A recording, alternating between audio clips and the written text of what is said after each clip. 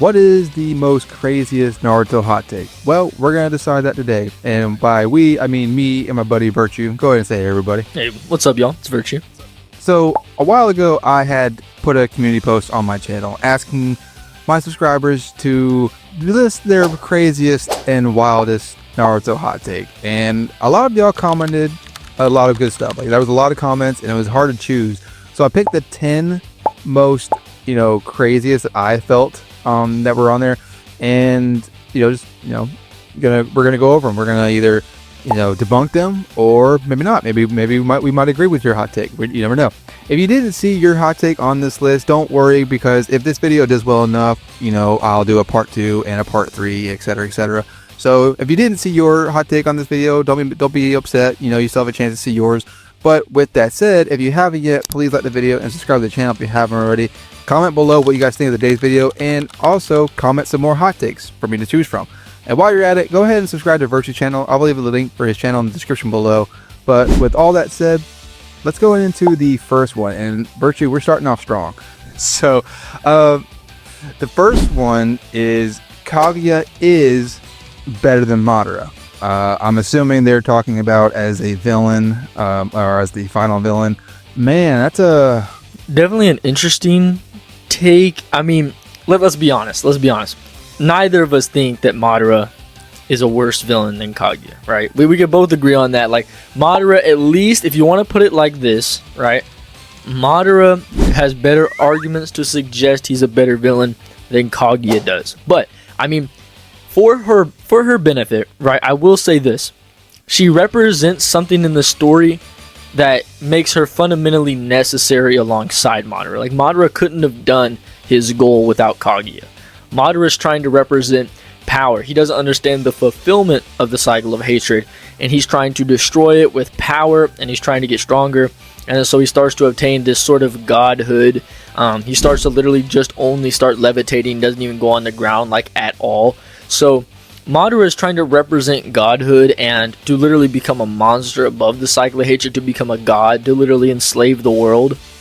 And Kaguya represents this better because Madara still has his mental faculties. He could still be weighing down, and while he's basically gone insane by this point and gone too far, there's a lot of symbolism with Icarus, which I go over in an analysis on him and Obito, which you guys can listen to if you want it. But Kaguya represents the raw power aspect, the mindless god that's necessary for such a plan like this, if it actually has to happen. But we can bring this up in some later hot takes, I suppose, too. So, do you want to jump in here? Yeah, so I don't mind Kaguya's design. I actually think, for one thing, the way she looks is pretty interesting. It's pretty cool, and I like the idea of a insane godlike creature being the final. I don't mind that, but build up is kind of necessary if you're gonna subvert expectations. Build up is probably a good idea, and there wasn't much for her in terms of being the final villain. Because Madara, I mean, especially not when it came to Madara's build up. I mean, that man was built up literally in since part 1, and so it is kind of tough to follow up when you're subvert, and especially the way they kind of subvert expectations, where having Zetsu stab Madara and transform into Kaguya. So I don't mind Kaguya as a final villain. I just feel like the way that it came about could have been better, but I also will say that I wouldn't have mind Madara being the final villain as well. I agree. I mean, you mentioned a good point. One of the points you could say for Madara is Madara doesn't understand that it's not his place to be the savior. He's not meant to be the savior. He literally dies from trusting one person on the entire planet, and they stab him in the back. How does he die in his first life and when he's revived? Fate literally curses him in the exact same way. He's never meant to be the savior. You know what I mean? And so that's why you have a lot of savior figures, but it's again just more symbolism why he couldn't do it. But I like what Lightning said. If you were to plot Madara out of the story, Kaguya would make no sense. You could say maybe her buildup is Madara's achieving of godhood and wanting this plan, but it's just not very direct, and it's a bit of a reach to say that. And I mean, without Madara, Kaguya just doesn't exist. So I'd say if you put him in a vacuum, I mean, let's be honest, Madara is probably a better villain. And I think this next hot take kind of follows up on this in some way. It says, the infinite Tsukuyomi was a good plan. I I told her, I mean, it might just depend on your mentality. I understand what they're trying to say, and I do think that like post Shippuden, I feel like maybe there could have been some more time spent on, you know, the characters thinking about the infinite Tsukuyomi as a like concept and wondering if that was actually the best plan. But conceptually, I won't say it's a temporary solution. It's not like a band-aid per se, because I mean it is kind of permanent if it's successful. Yeah, but like it doesn't fix the actual problem. Yeah. I mean, Gara literally like calls Obito out on it in the Kage Summit. It's like peace that's achieved by an illusion is literally just that, an illusion. Like there's no meaning toward like for it at all. So like on a whole, it did stop all conflict. So I mean, it did, you know, in a way achieve what it was going for, but at what cost? Yeah, like the way I look at it is, so the infinite Tsukuyomi is kind of like this, right? Let's say, you know, you whip out your wallet, right? You got a bunch of hundreds in there, okay? Now, let's say you have no money, right? But you need some serious money. You need some hundreds in there, okay? Now, you can get the prop money, okay? It feels just like paper, still is paper, has the beautiful blue strip, but the problem is it doesn't carry the value of what that's meant to do. You know what I mean? So it's exactly what Lightning said. It's just an illusion. It's not an actual solution. And you can look preach at this. Preach it, dog. Preach it. Hey, yes, sir. I mean, look, you can look at the characters who try to get this to work. Like, for example, let's look at Obito and Madara. Obito is commonly known to do things that are antithetical to the infinite Tsukuyomi. Like, what do I mean? Like, he does certain things, like just being lazy, reminiscing about Ren, sitting on top of the final valley. He puts a lot of plans in motion and doesn't do very much about them really at all. It's because, yes, he is precarious about this plan, but it all comes out whenever he starts to like argue with Naruto, and Naruto literally just slaughters his philosophy, completely breaks it and shatters it. And then so Obito, who's someone who's already been identified as someone not to care with material recognition or anything like that, he doesn't care, he calls himself nobody, y'all get the gist. He's literally trying to get affirmation from Naruto because Naruto is the representation of who he was. He's trying to still prove that the boy who, you know, lost it all, the boy who lost Rin and was in hell, cursed by the world around him, still wanted this plan. That he's not in the wrong. He didn't do all this for nothing. And this will come up later in another Obito discussion later. But I mean, even if you look at Madara as well, he has the same exact problem. He doesn't want this. He wants to be with Hashirama once again. You know, he doesn't. He just thought it wouldn't work. And then so he abandons the village. And he does that out of rage. And you can see that Madara is supposed to be developing backwardsly. Like whenever they're tossing rocks, you can actually look, and the way they throw the rock is the opposite of how they swing their blade in the final valley, to demonstrate how much they've changed over that same exact river. So Madara never wanted this. He wanted to be with Hashirama, and he wanted to continue the dream they had, not necessarily the infinite Tsukuyomi dream. You know what I mean? Like, whenever Hashirama gets on the battlefield, there's the crazy scene of Madara just starting to yell, and he literally proceeds to go fight Hashirama for the next 30 chapters, literally just off screen having fun. And it's like, what are you doing? You know what I mean? Like, we know he had a plan to go against Obito. That just goes out the window because he decides to fight Hashirama. So he even abandons the plan because there's a false dream on each side, and Obito's false dream is the infinite Tsukuyomi. You know what I mean? And it's the same thing for Madara. Because at the end of the day, it's just an illusion, you know? Yeah, I mean, like, this is a guy who is, like, self-admitted, like, a full-blown nihilist, and yet here he is, literally, like, the fact that Obito felt the need to prove Naruto wrong, on its own, says a lot. Like, Kakashi even, albeit in his own mind, like, calls Obito on this, too. It's like, you, for some reason, like, you're trying to seek an answer out of Naruto to prove him wrong. So you can prove yourself right. Like you obviously have doubts, and the fact that you're trying to prove him wrong, you know, shows that. So like, because like where Obito once he became Jubuto, literally could have just like, I mean, ended the fight. I mean, really, like, he could have just like ended the fight in his own way, but he decided to try to prove Naruto wrong. And so, yeah, I agree. I agree 100%. All right, so the next hot take, I wanted to try to keep as much like power scaling hot takes out of this first video, but there was one that I did kind of put in the thumbnail, so I was like, I gotta have to do it. But Itachi is the strongest pre-war arc character, and this is actually not a crazy take. You know, it like Virtue that told me earlier, like it does kind of depend on where you consider where the war arc starts at. Like, do you think it's like it starts at the Kage Summit, or do you think it starts after? I mean, even still, like, either way, like I think Itachi does have a pretty good, he is a pretty good contender for that spot. Like, I'm not even gonna lie, but I don't know if I'd say the strongest though. I mean, because you still got people.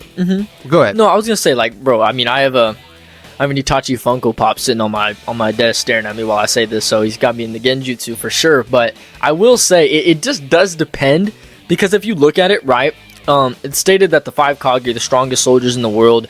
We see Sasuke can run through, fight them all evenly. Then he's stated to get unrecognizably stronger on top of the amps that come after those fights. And then he gets a full EMS and a recharge, then he's equal to Itachi. So you know what I mean? Like, Itachi's at least above all the shinobi. The only other 2 shinobi that would actually get questionable in this is Pain and Obito. And for that, I mean, there are arguments to suggest either way, but I will say both me and Lightning agree that Obito is the strongest out of those 3. And I personally, you don't have to hold Lightning to this, I would probably suggest that Itachi's arguments of beating Obito are definitely better than Pain's. So in a sense, Itachi being, the strongest pre-war is not a bad take by any means. It's not one I would make, but it's not a bad take. Canonically, if we're talking about like the sick Itachi, I don't think I put him as strongest. But if you were talking about like a peak, as peak as you can get Itachi, whether it doesn't have much like health issues, then yeah, I'd probably put him. I think there's definitely good arguments to put him above Pain. And like Virtue said, like you could make some decent cases for against Obito, but ultimately, yeah, I agree. Obito is definitely the strongest of the 3, and that's what I told him whenever I saw this take. I was like, I think he's a contender for the top 3. The top 3 being the big 3 of the Akatsuki for sure. So on to the next one. Okay, so this one's going to be a bit of a paragraph, but I'll try to summarize as much as I can. But someone says Tobirama is literally the worst Hokage. Was the reason for the entire Uchiha clan outbreak, was the reason that they ended up getting killed, purposely, created the police force to divide the Uchiha clan amongst the villagers, created the Edo Tensei, which caused a whole lot more problems down the road. Literally, the entire thing is just him attributing a lot of what happens, a lot of the problems in the shinobi world, attributing it to Tobirama's reign as Hokage. So that first sentence pretty much says the whole hot take that Tobirama is literally the worst Hokage.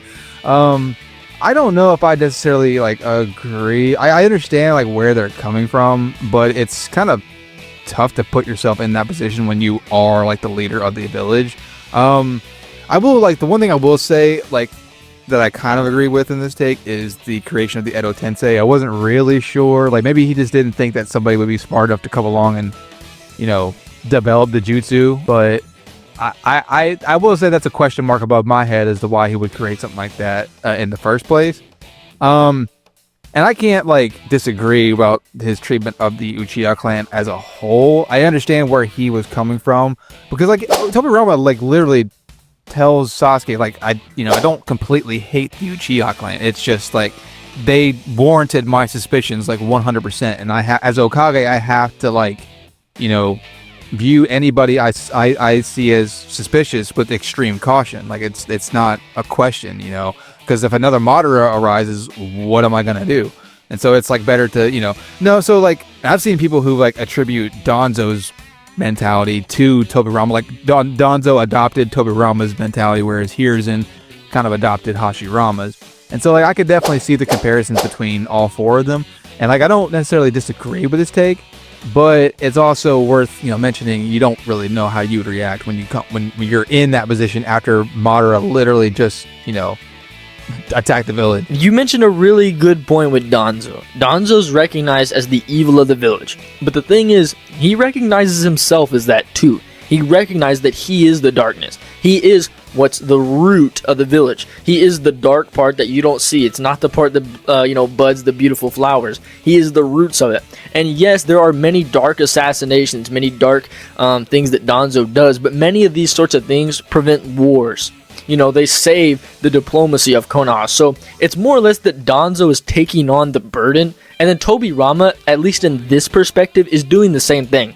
he's meant to be taking on the dark side of it. But Tobirama's character isn't just meant to represent that. It's meant to represent a bit more.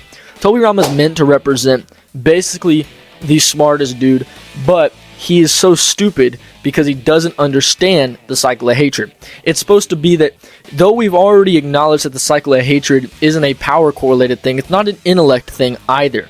It's a matter of what we could say prophecy, and we'll go into that a little bit more. Let's look at it like this. Tobirama is a genius, someone who is able to find a jutsu that can transcend the concepts of space and distance, bring souls back from the afterlife, all that's stated in the birthday columns for the purpose of saving his own comrades. But what Tobirama can't do is realize that he hates Madara for the same exact reason Madara hates him. So he's meant to represent a genius, but let's look at it in a different perspective. So me and Sage of Thick Calves, you guys probably know him. We've done some time calculations here, and if you look at it, Tobirama wasn't a Hokage for more than like a year and a half or 2 years. It was incredibly short. But what does this mean? It means that everything that you guys think Hashirama did well was probably done by Tobirama. It stated in the birthday columns that it was his political acumen that basically led Hashirama through everything. If you go back to the scenes in the war, when we get the flashback during the Jubito fight, you'll see that it's Tobirama's idea for the diplomacy of Konoha and how they're going to distribute the Bijou, everything like that. The fundamental systems of the village, how it works, the hierarchy structure, the academy, the purpose of the academy in the first place, the Anbu designation, which is literally meant to be an elitist group to take on that dark burden. So he's already putting roles out there. Then he gives the people capable of restraining people with Genjutsu, the Uchiha, a capable position in the Uchiha clan, but they were destined to fall either way. Tobirama was stuck in a bind. He couldn't have saved the Uchiha either way. He couldn't have made a choice to where they wouldn't have crumbled because of the cycle of hatred, because of who they are by their own blood. So yes, Tobirama didn't exactly do the hottest, right? But he's in a pretty tight bind on what else he could do. So in terms of his circumstance and where he was at, I think he was the best Hokage, at least in terms of what he did for the village. The only other Hokage I think could be above him is Kakashi. He's literally diplomatically dealing with wars, creating alliances with the clouds, stuff like that. You know what I mean? It's like, bro, he's getting offset by dudes with the Sage's Six Paths ninja tools. You know what I mean? Like, everything is out of his control, but everything that's in his control is running perfectly. You know what I mean? He is really doing his best here. He just happens to get the worst end of the stick at the worst end of the time. But in reality, again, if you put the circumstances in the light, Tobirama did phenomenal. So the next hot take is if Obito stayed evil until the end, he would have been the best written character in the series. I told Virtue about this earlier, and I don't necessarily disagree. Because I understand where they're coming from, because a lot of people, by the time Obito is taught no jutsu has become the meme of Naruto. Like, from a narrative perspective, it's become like the biggest meme in Naruto. So to see someone who is pretty much verified as the opposite Naruto, like the Naruto that cracked and couldn't, stay consistent, it would have made sense and made more sense had he not been taught no jutsu, because he is literally the evil Naruto. And so, like, I understand, like, I don't mind where Obito's character went. I actually enjoyed it quite a bit. But at the same time, like, if it was presented in a what if Naruto, like, actual, like, kind of like how Marvel does their Marvel what ifs, I don't think I would have seeing how Obito, how his story would have wrapped up had he stayed evil. But again, I think that's where Madara is supposed to, like, fall into. Like, I think Madara is the one that's supposed to be like, he can't be cracked, like, he can't be persuaded otherwise. Shukaku even tells Naruto that he's like, Madara is not pain, like, he's not going to be persuaded otherwise. Like, just don't even bother trying to talk. Yeah, Madara's lost. It's not going to work. Yeah. So I think that's what Madara is supposed to represent. And I think if anyone is supposed to be taught no jutsu, I think it is supposed to be Obito. Obito is, like, very similar to Gaara. Like, I think if the ones that are supposed to be taught no jutsu the most, like, that would make the most sense. I think Gaara and Obito fit the bill quite nicely. Yeah, I mean, I'm with you on that. I mean, I think this is actually a really fair take. It's actually a really deep discussion when you get into it. I'm completely with you about where Obito's standing in the narrative. And I think it's also, he's the only one that could be talked down because he's the only one that's not completely lost. Like, Madara, is completely lost in the abyss. He is so far down. He literally is totally lost in his plan. Again, I talk about that in my analysis. But the thing about the war, and why I think the conclusion is so good for Obito's character, is essentially we know it all has to do with the title of Hokage, right? And we don't ever really get what it means to be Hokage. We don't ever get that almost verbatim, but we do get glimpses of what it could mean, yet it develops over time.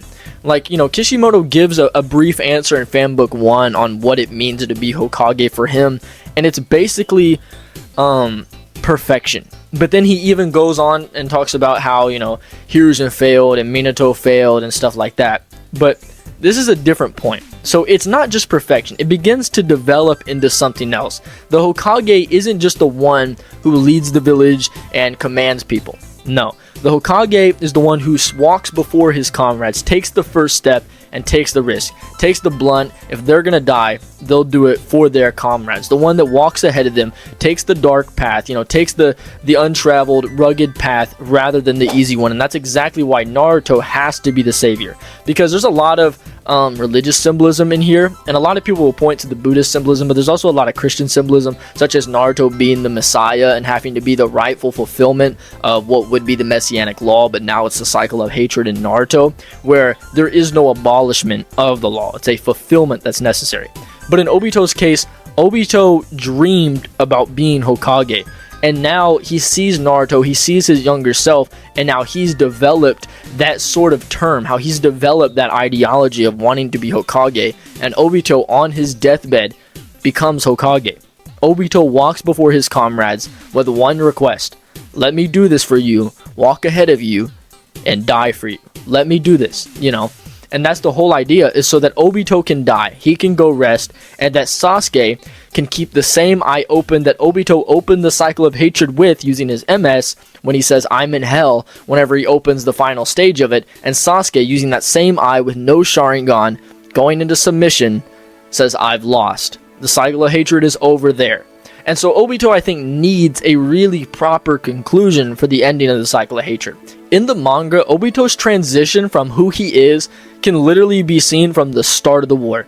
He doesn't know why he's doing this anymore, and he basically is admitting that he's wrong. That he, the boy who once was, the boy that suffered, doesn't want the plan that the current Obito is undergoing. He doesn't want that. He wants to be Hokage because he sees how Naruto has done it. He wants to be the savior, and he sees how Naruto has become the savior. He wants to be like who he could have been if he kept going, if he took the rugged path. So Obito's only conclusion he could have is to step back on the rugged path. No more illusory path, no more easy path, to step back on the rugged path and then to die for them. You know what I mean? Against the representation of the ultimate evil, the representation of the fulfillment of the one who manipulated him in Madara. Yes, well, speaking of the manipulation part of it, because I'm glad you touched up on that, because like this isn't present in the anime or the manga, but it is said in one of the scenes of the games in the Ninja Storm 4 game, when Obito, Kakashi, and Sakura have that little fight in the game against Kaguya.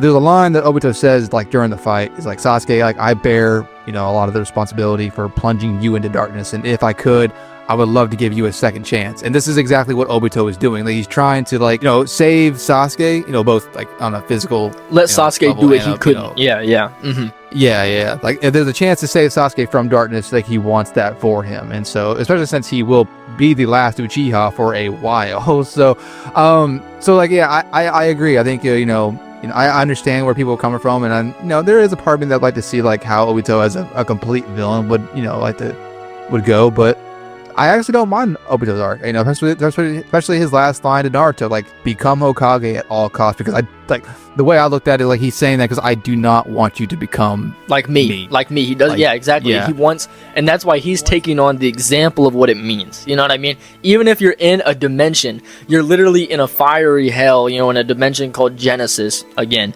more symbolism. He wants Naruto to be this way. You know, even if there's no other shinobi around him, if no one's watching, except for his comrades, stand before them and be the Hokage. You know, stand before them, take that rugged path, and never stop. So the next one is, speaking of Sasuke, says, Sasuke should have died in the Final Valley versus Naruto. Not because I dislike Sasuke, but it would have been a great closing to the arc of Naruto. Realizing that his closest friend is the one he couldn't change, Sasuke dying in his best friend's hands and having the mental peace finally, letting Naruto carry his last will of revolution, but with Naruto's perspective, for the good of nations.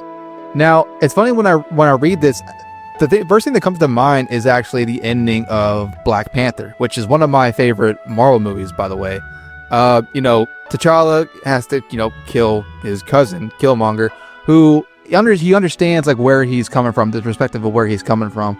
And, once he initially gives the option to save Killmonger, but Killmonger's like, nah, man, like just bury me in the ocean. And like, he just realizes like from Killmonger's perspective, like Wakanda could be doing more for their people, but he wants to like carry on Killmonger's will, but from his perspective to do more for the good of their people. So like I think that's where like this person is kind of like coming from when he's talking about like Sasuke dying and Naruto carrying on his will. I think that's actually a really wonderful perspective. And I told Victor, like, I'm a fan of bittersweet endings.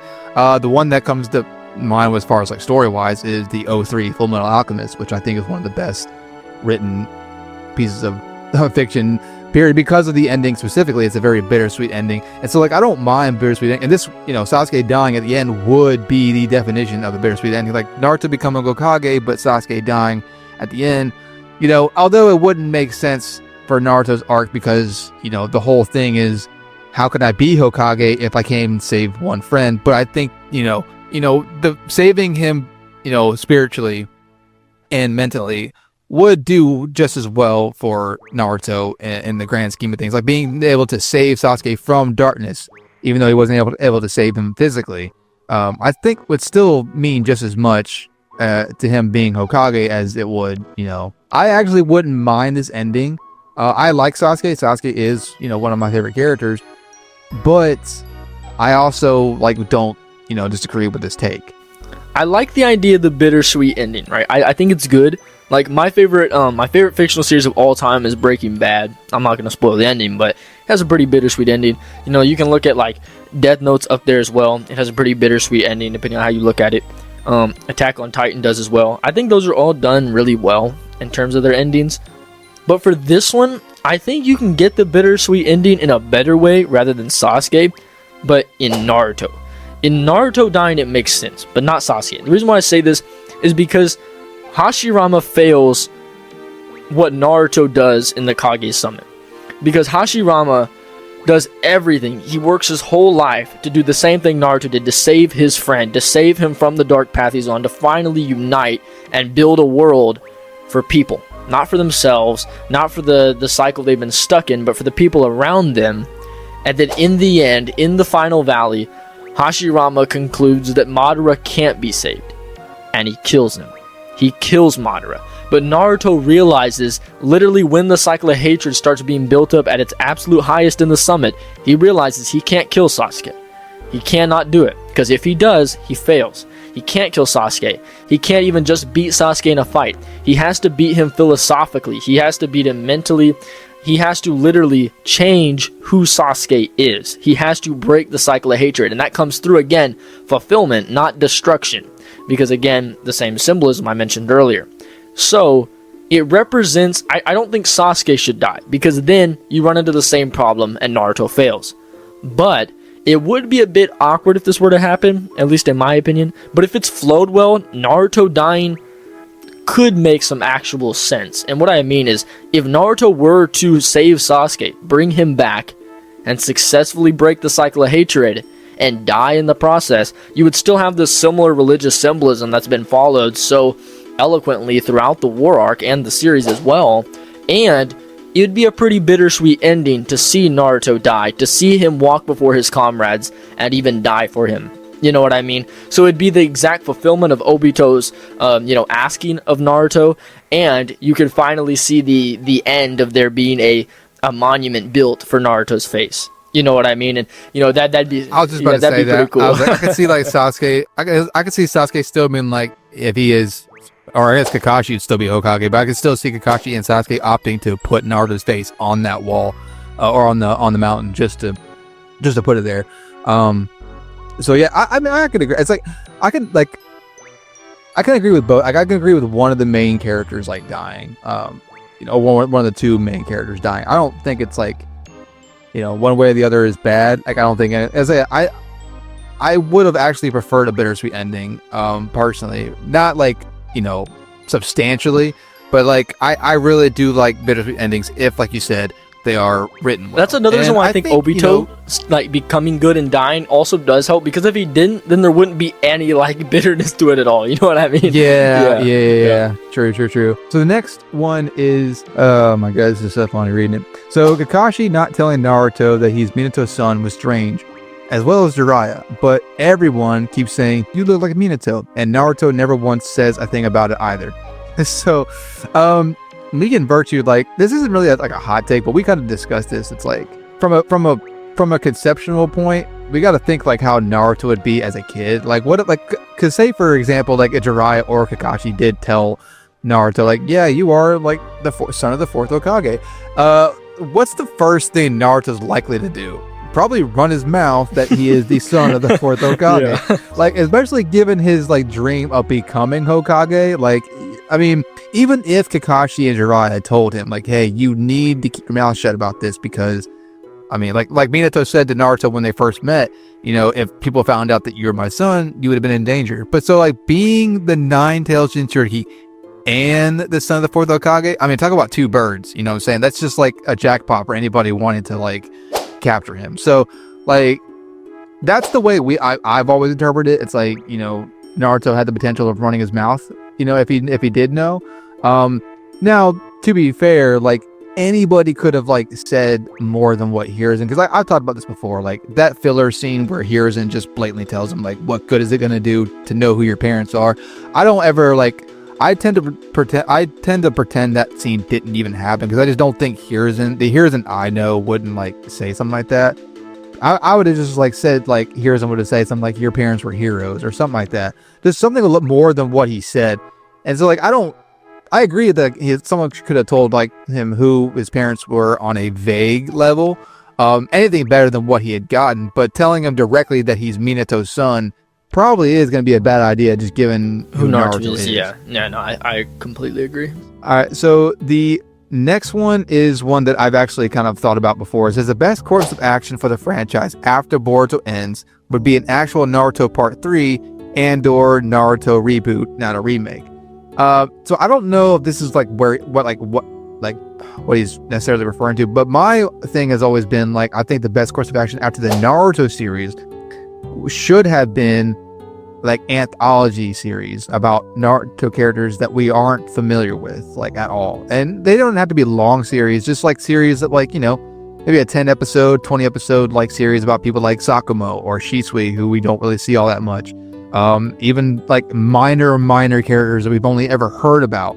Hanzo, for crying out loud, just people like that. It's like, I think that's probably where like the series could have benefited, and I think that's something they still could do if after Boruto ends, if they wanted to go that route. I mean, yeah, I'm completely with you. I will say, like, some people they wanted an expansion to the other shinobi continents after the sequence of Naruto, but again, the cycle of hatred applied to humanity, and shinobi. So suggesting that just doesn't work. And then, actually, for those who love Madara's philosophy actually is the only thing that can extend to Boruto, and it's that power breeds conflict. So Naruto getting so strong to break the cycle of hatred and, fulfill it required a lot of power. And so now that's breeding conflict. So in a sense, you have a slightly other type of cycle, but I actually think the series shouldn't have gone on chronologically after. At least I think it would be better if it didn't, though I don't think Boruto is bad. Let me say that. I think it's quite underrated, actually. But I do think I would agree with Lightning if you go over more niche characters. I think that do better also for the franchise, for the knowledge, for the expansion of this universe, and even just for the continuity of it. I think the continuity of the franchise would do a lot better if we got, say, like a one-shot like we did with Minato and his Gaiden one-shot. The freaking, what was it, the voting poll that they made worldwide, you could have literally gone down the list of that popularity. Like, okay, this person's, like, Minato's first, such a second, such a third, like going just like down the list if you really wanted to, just like making series, or just well, yeah. So I think that's actually a pretty smart idea, like, and they still could do that. Naruto still, with Boruto, it's like the Naruto verse isn't like so unpopular that like if you were to put that kind of stuff out, like I'd imagine to pop off pretty well. So all right, so next one is Kakashi is the best sensei by far. Only one that's close is Tsunade. Now, this isn't necessarily a hot take because I think a lot of people like really do like Kakashi. But I actually have seen a lot of people like him as a character and not as a teacher. I will actually say, this might surprise a lot of people, but he's actually not my favorite teacher, albeit he is like my second favorite teacher. But the first, my number one teacher is Might Guy. I honestly feel like, because I'm not saying Kakashi doesn't. Kakashi's definitely an effective teacher, but I don't know. I just feel like I'd have more fun and still like learn with Guy. But she's like, given the relationship between he and Lee is like seriously palpable. It's like it's not one you rarely see in a lot of fiction. So it's like I really like Might Guy as a teacher, and I just like Might Guy as a character. I mean, I think just part him being like him as a teacher is part of what, like, a lot of what has to do with him being one of my favorite characters too. Tsunade actually is a really close third in my opinion. Like, I don't actually disagree with that. I think Tsunade is actually a really effective teacher and an underrated character too, if I'm going to be honest with you. I'd agree. I think it's a bit of a hard thing to determine, though I do think Kakashi is the best teacher. The third data book actually gives like a front runner piece for this on a survey on who is the best teacher in Naruto and the most wanted, I guess. And first is Kakashi, second is Itachi, third is Jiraiya, fourth Minato, fifth Might Guy, sixth Tsunade, 7th Yamato, 8th Iruka, 9th Asuma, and 10th is Deidara. I would probably appeal to that. I think that's probably a decent list. I mean, I want Kakashi because he was able to train Sasuke extremely well, obviously, but if you also look at how he was able to come up with ways to allow Naruto to gain, 9,000 hours of training, almost instantaneously, I definitely want Kakashi just in terms of how he can organically formulate training and actually give you a lot of growth. Other than that, I think Jiraiya would be fun. One of my favorite scenes in all of Naruto, if you want to call it a miniature arc, is like the slice of life arc where like, they're going to hunt for Tsunade and they go in that little village and Naruto gets his little frog wallet and they get the coins in it. That's actually like peak Naruto for me. So I'd probably pick Jiraiya personally, but Kakashi's the best. So the last one is this guy this one kind of applies to like on a meta level for us YouTubers, but the guy says, not really a hot take, but Naruto discourse on YouTube has become tiresome because it's always just turns into people calling each other glazers and did you even watch the show? I don't know. I didn't feel like it was like this toxic a few years ago, and this is like a lot of give and take. This is something that I've had to learn as a YouTube and content creator. It's like I've had to like just take the punches as they come, and because Naruto's like one of the like you're not gonna give an opinion on a character as beloved as people like Itachi, Kakashi, Sasuke, Minato, and not come away with some kind of backlash, no matter what opinion you go for. And so like, yeah, I can agree that like it wasn't this toxic a few years ago, but that's also because there wasn't as many content creators on for Naruto, and that doesn't just apply to Naruto. That applies to any like fiction. Like you can go on Game of Thrones, you can do a video on Game of Thrones and talking about Jon Snow versus Jaime Lannister, whatever, like, and you'd still have that fandom that are like as toxic as people who are in Naruto fandom. So like it doesn't matter what section you go to. If you like a character in a show that you're really passionate about, you're gonna get that. So I have a couple opinions on this. Do I think it's more toxic than it was? Surprisingly, no, I don't. Old YouTube Naruto used to not be toxic at all, but that's because there are realistically probably two main YouTubers you would watch.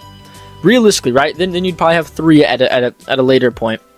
So you only really had three guys. Now you have close to 7 or 8 good content creators really pumping out content. But the Discord space here has died down a lot in terms of like debating. Whereas back in the day, it was a lot higher and it was a lot crazier, a lot more toxic than it is now for sure. So if you want to ask, like kind of get into the minutiae of actually how toxic the discourse was itself, it was definitely worse back then than it is now. opinions have also been a lot better formulated in the last year or two. You know, I like to, thank myself for one of those reasons, but I ain't gonna glaze my own horn. Shout out to Lightning too. So there's been a resurgence of knowledge. There's been a newfound level of knowledge since some new creators have entered the space, and so of course these people have been able to take a different, newer lens on this series through a more deeper analytical view, and then really break down parts of the story that are almost so stupid that nobody would ever notice them unless this is your job. You know what I mean? So I would say that yes, it's not as toxic as it was, but I'd also say that it seems that the discourse is crazier because we're arguing about smaller things, and people get so pressed on larger things because they already perceive these sorts of things as they've already been grounded in consensus, when in reality they're probably not as grounded as what people would expect them to be. Many takes that I have to dismantle or build up upon are usually almost contrary to what was built 6-7 years ago in this space, because a lot of those were basically the shoulders, but now we stand on the shoulders of giants and we have a much better lens. So we're doing a more advanced level now, I'd say, in terms of our content, what we're putting out and the arguments we're putting out. So I mean, that's probably what I would say personally. So I think the informational exchange though does need to change. There needs to be more people need to actually understand basic logic classes and even just basic levels of argumentation, and then I think this space would be a lot better. I think, and this goes for just the people that want to argue in the comments or on Reddit threads, if they were to actually research these sorts of things, I think they do a lot better in terms of formulating their arguments, because I think a lot of arguments are formulated on literally a half-broken fallen into the valley bridge. So to be honest, I think the informational exchange could be better in terms of people learning how to formulate their own arguments better. It's also a more advanced space than it was back then. So that's why I feel like it should be, because you'll never see me in a debate video. I'm sorry, but because I know how they can get. I know how heated they can get. I've seen Swag Hokage versus Noodles over and over. I'm not into that. I'm in the opinion of getting my opinions out there and listen to other people's opinions. That's all well and good.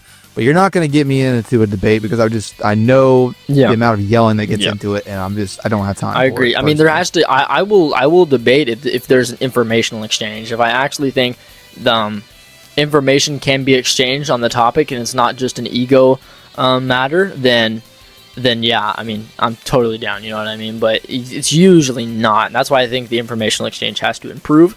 I think debating in the series of Naruto can certainly make a big comeback. It just depends on that shift in the informational exchange. So there y'all have it. There's the top 10 hot takes of Naruto, debunked or not. Sorry, if you didn't have your hot take on this. But again, if you want to see more, just make sure you like the video and subscribe to the channel and comment below what you guys think, and leave your next hot takes, because I will do a part 2 and a part 3 and so on and so forth. So thank you so much, Virtue, for being on the channel again. Thank you. Yeah. Check out more of his content. Check out more of mine. Subscribe to both of us. There's definitely a lot you can learn from. 100%. Like I said, I'll leave a link for his channel in the description below. Thank you all for watching all the way to the end if you have. Until my next one, LightningSnow.